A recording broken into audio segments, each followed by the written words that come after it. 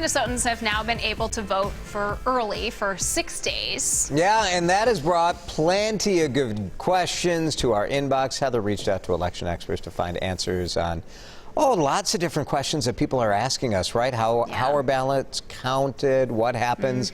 It's sort of a grisly question people are asking because both candidates are not exactly young men. No, they're asking about what happens if a candidate dies. And unfortunately, we've had experience with that here in Minnesota. Right. But the first question, the most common question that we've gotten many times is, can you go and vote in person if you requested a ballot? So what I think is happening is that people requested a ballot for the general election back during the primary when you could request both. Okay. I think either they're getting excited because they want to go vote, or they have a concern about sending their vote in the mail. So they're wondering, you know, if I apply, does that just knock me out? And no, it doesn't. You can vote in person even if you requested the ballot. What happens is you show up to the polling place, they list you off saying, okay, yep, you have voted in person, and then they'll spoil your ballot. All right, so so you can do it however you want. Like, don't stress out about it. No, if you requested a ballot and didn't fill it out, fine, you can go in person.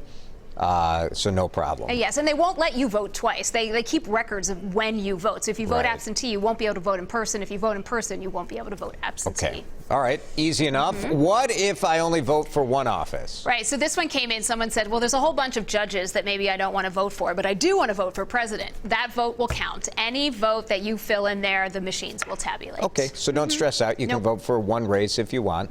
When do they count these early votes or absentee votes? Yeah, this is an important one, and it's different by state. So, you know, we keep talking about how we might not know the election results right on election night. Right. Here in Minnesota, we're in a better position than a lot of other states because 2 weeks before the election day, our election offices can start processing those absentee votes. So what does that mean? So it means they take them out of the envelopes. They even feed them through the machines. Okay. But it isn't until election night that they actually press the button to get the final tally. But basically they use those 2 weeks to prep. So technically they count the ballots in Minnesota on election night. But no one knows what they are. It's not like someone has to feed through. For example, like Minneapolis, I mean, they already have 114,000 early votes out in the mail. They're not running all of those on election night. No. Got it. Okay. And in Minnesota, you can vote. They count after the election as things still arrive. Just make sure you're postmarked. Got to be postmarked. Yeah. Okay. What happens if this happens? If one of the candidates dies? So here's the deal: if it's a non-presidential race, so it's a Senate race or any other partisan race, if you remember back, if you were here in 2002 when Senator Wellstone died, voters were given a supplemental ballot on election day.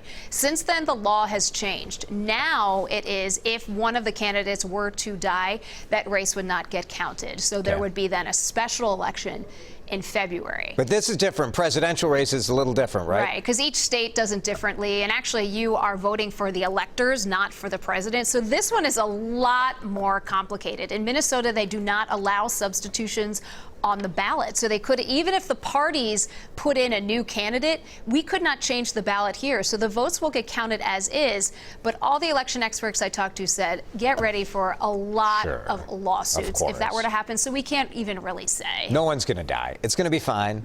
They're going to be fine. We in Minnesota has a really good system, and I've been talking to a lot of election officials over the past couple of months, and will continue to do so. And people feel very confident here about our voting process. And no, if you want to vote early, you do have to request that. You can't just register and wait for it, but no, they don't just request send it. In most places in Minnesota, they don't just send it to you. Okay, let's talk about fall wardrobe choices because